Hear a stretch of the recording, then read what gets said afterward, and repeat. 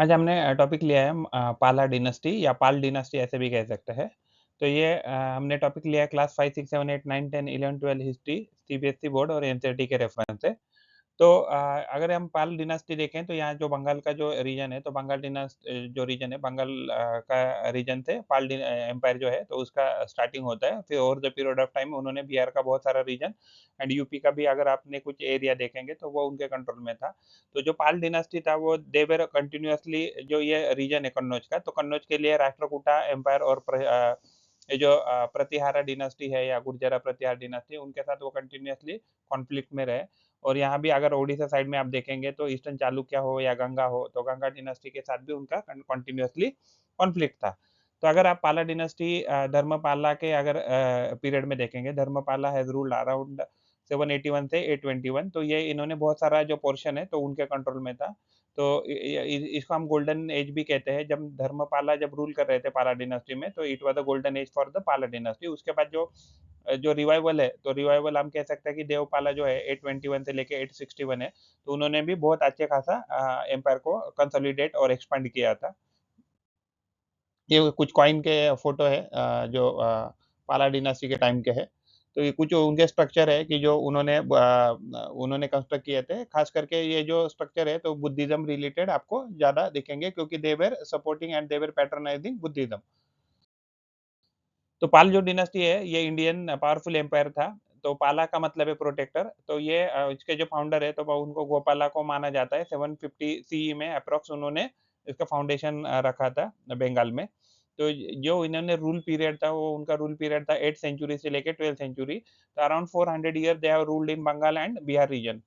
तो रीजन बंगाल और बिहार में majorly prominently they have ruled. जो they are known for the patronage for Buddhism. तो बुद्धिज्म को जो बुद्धिज्म है तो बुद्धिज्म को उन्होंने पैट्रोनाइज किया था। और उन्होंने स्प्रेड जो बुद्धिज्म का है या बुद्धिस्ट रिलीजन है तो उसका स्प्रेड के लिए बहुत ज्यादा एफर्ट लिए। And development of Bengali language and literature, जो बंगाली लैंग्वेज और लिटरेचर है तो उसके लिए भी उन्होंने बहुत ज़्यादा कंट्रीब्यूट किया।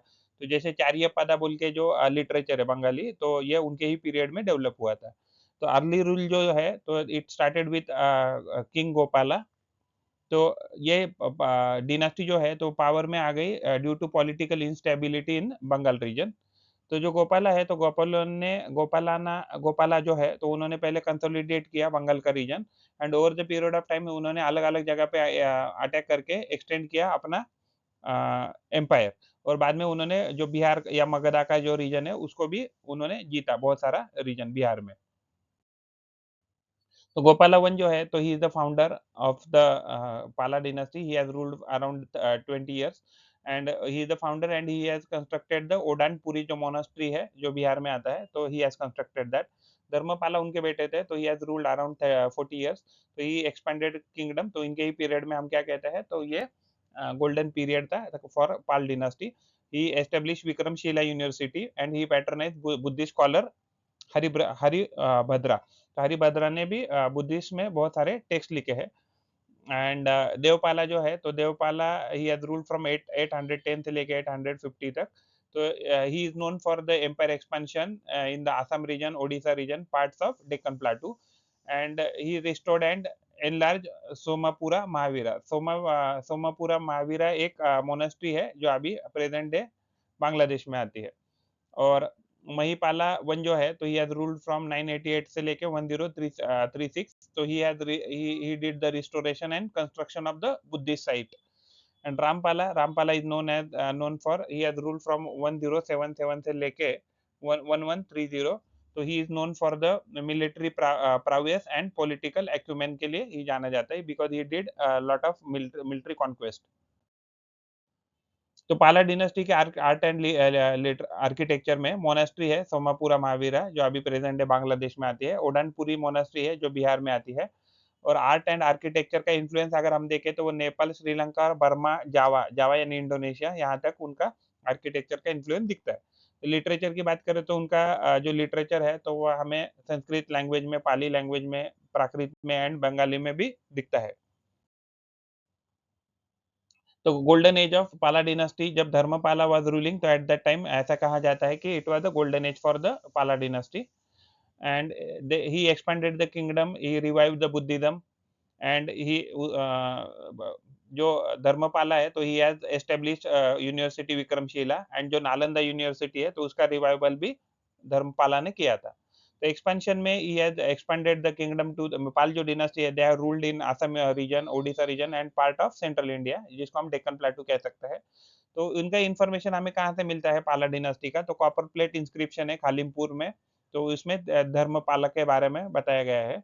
कॉपर प्लेट है मुंगेर का, तो उसमें देवपाला के बारे में बताया है। बादल पिलर इंस्क्रिप्शन है, उसमें नारायण पालक के बारे में बताया गया है। और रामचरिता है, तो रामचरिता में एक लिटरेरी वर्क है, उसमें पाल डिनास्टी के बारे में बताया गया है। तो वेरियस बुद्धिस्ट टेक्स्ट है, as they have supported and patronise so many means Buddhist scholar, तो बहुत सारे बुद्धिस्ट टेक्स्ट में भी पाल डिनास्टी के बारे में लिखा है। तो मिलिट्री एडमिनिस्ट्रेशन में they were having a very large army थी, इसके लिए उन्होंने बहुत सारा एरिया पे कंट्रोल रख पाए। तो they were having elephant force, they were having mercenary soldier. तो मर्सिनरी सोल्जर यानी कि हम ऐसे कह सकते हैं कि temporary soldier they were recruiting for special activity, तो they were recruiting from Malwa region, Khasa region and Huna. तो ये दिस रीजन से वो क्या करते थे, तो मर्सिनरी सोल्जर्स रिक्रूट करते थे। Naval power, they were also having naval power, तो naval power they were using for the trade and defence purpose. They were also having strategy alliance with different local rulers in terms of matrimonial as well as in terms of friendship या feudatory हम कह सकते हैं।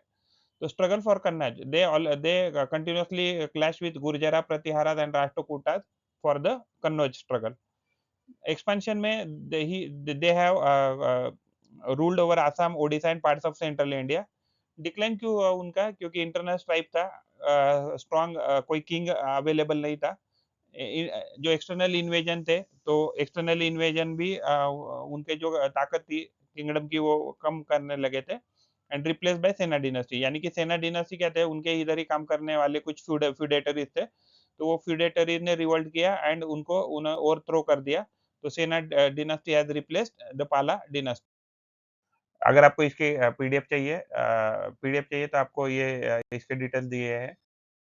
If you like the effort and information, then please like the video and subscribe the channel and provide your valuable comment in the comment box or WhatsApp number 8055638591। Thanks for watching. पढ़ते रहिए, बढ़ते रहिए। Keep learning, keep growing. Thank you.